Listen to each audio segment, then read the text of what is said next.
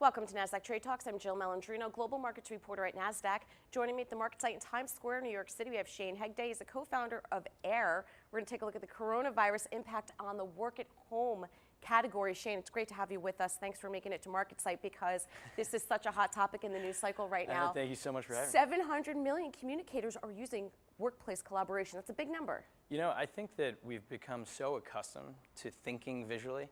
In our personal lives, we use tools like Snapchat and Instagram to be able to communicate with our friends. And those same expectations are coming in the office environment. When we want to do work, we want to do it visually. And you know, I think that movement is going to continue. Yeah, particularly with coronavirus in the headlines. Do you think Absolutely. even once this gets resolved, hopefully sooner than later, that the work-at-home trend will continue? You know, I think first let me say that my heart goes out to all those affected by this tragedy. You know, the families, the teams that are all being challenged by it. I think that, you know, at the end of the day, what you're seeing the market react to is the continued trend of workspace collaboration at large. You know, the future of work is today. It was yesterday, and it's only going to continue. And the market is revaluing companies that are driving the cloud economy forward. And those are businesses like Slack and Atlassian and Zoom, all tools that we're using on a more frequent basis because of, you know, the situation that's playing out before. And Air's a little bit different. You're built specifically for brand-forward businesses. Yes. Why is brand so important? You know, so Air is a workspace for images and videos.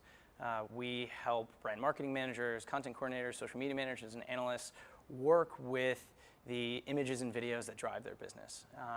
Using our product and the tools that it includes. You can decide what asset to use for an ad campaign or what deck to send to a partner.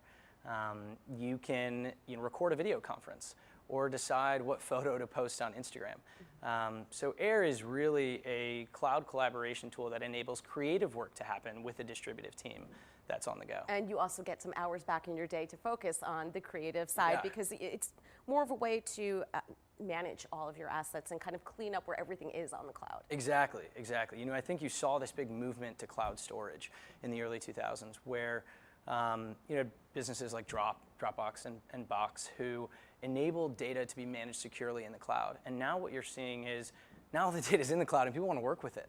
And so you're seeing a shift to cloud collaboration where it's all about productivity, it's all about ease of use.